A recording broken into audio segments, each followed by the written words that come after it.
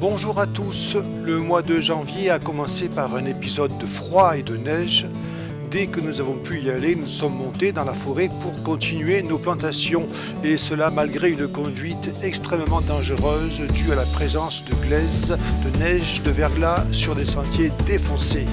Depuis quelques jours, il y a un important redout et cela redevient agréable de travailler dans notre forêt mellifère.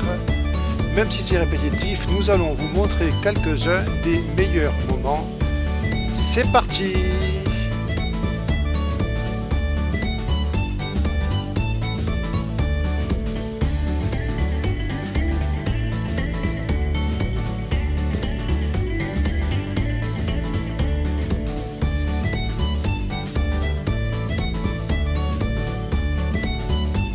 Alors aujourd'hui, donc il y a des petits restes de neige, vous voyez. Nous allons planter, donc c'est au soleil, hein, donc au soleil ça va, il y a pas de neige, hein, mais à l'ombre il y en a encore. Donc nous allons planter toute une série de petits arbousiers. Vous avez aussi des petits Buddleia weyeriana, un peu de myrte aussi en plein soleil. Donc on va voir ce que ça donnera. Nous allons planter des petits genêts et des petits romarins.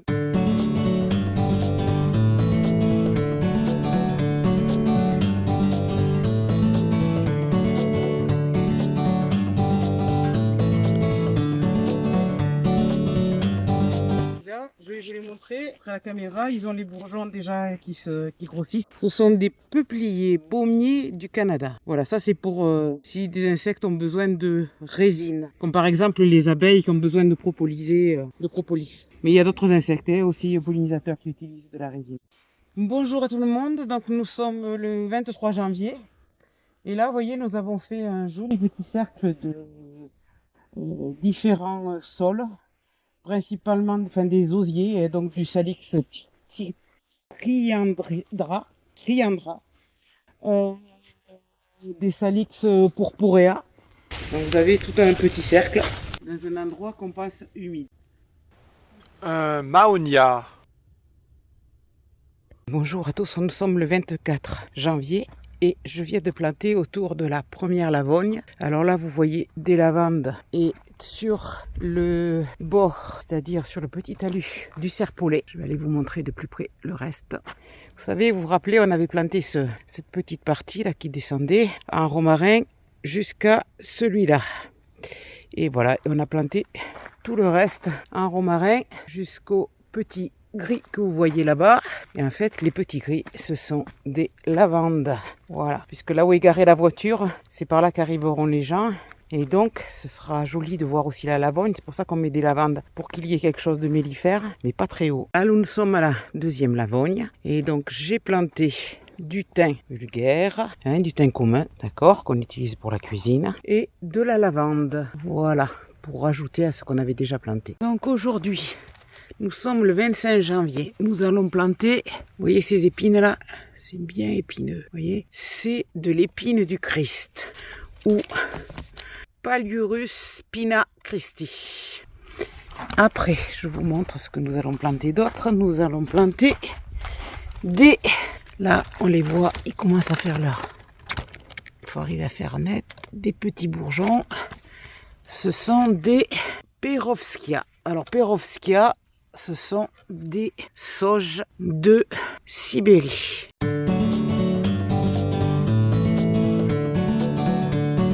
Nous sommes le 27 janvier et nous avons droit à une semaine de printemps au milieu de l'hiver.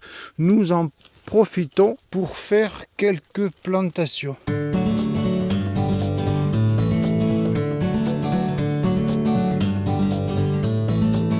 Il s'agit d'Aesculus parviflora. C'est un petit marronnier qui ne dépasse pas 4 mètres et fleurit énormément, abondamment, à une floraison très mellifère. C'est un petit marronnier arbuste, donc il est plus large que haut.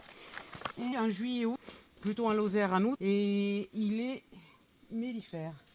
Il donne donc du nectar et de la résine, ainsi que du pollen. Bonjour tout le monde, nous sommes le 30 janvier aujourd'hui et nous sommes toujours en train de planter dans la forêt. Alors aujourd'hui nous sommes en train de commencer l'après-midi plantation par un bosquet de noyers.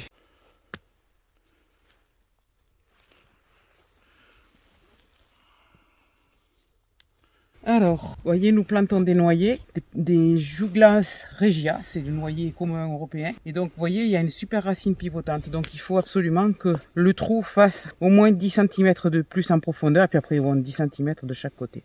Donc là, nous allons planter la suite de cette ligne que nous avons. On le fait petit à petit. Là, nous avons des petits érables de Naples, Acer opalus, ou aussi érables à feuilles d'aubier, me semble.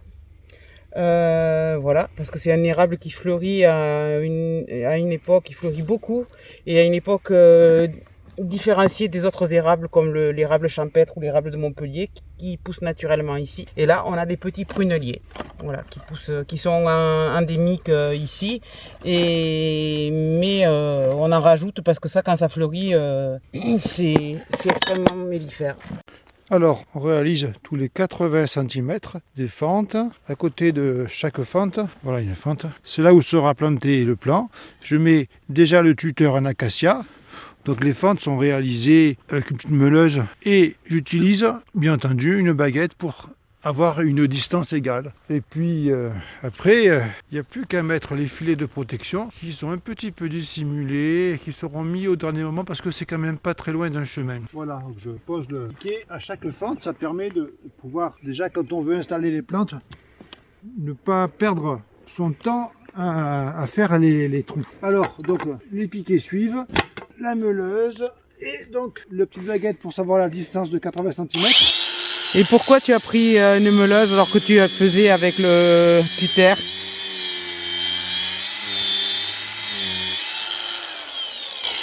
La meuleuse, moins d'efforts, plus rapide. D'accord. Moins de soucis.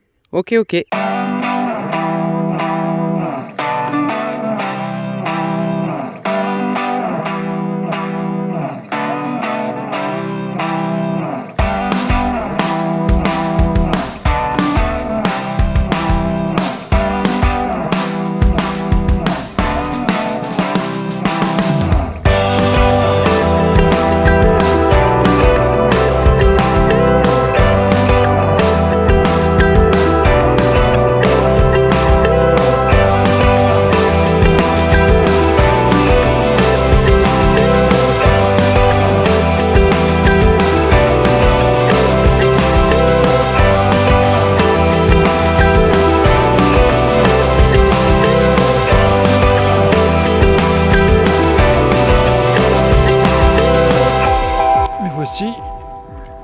L'opération piqué.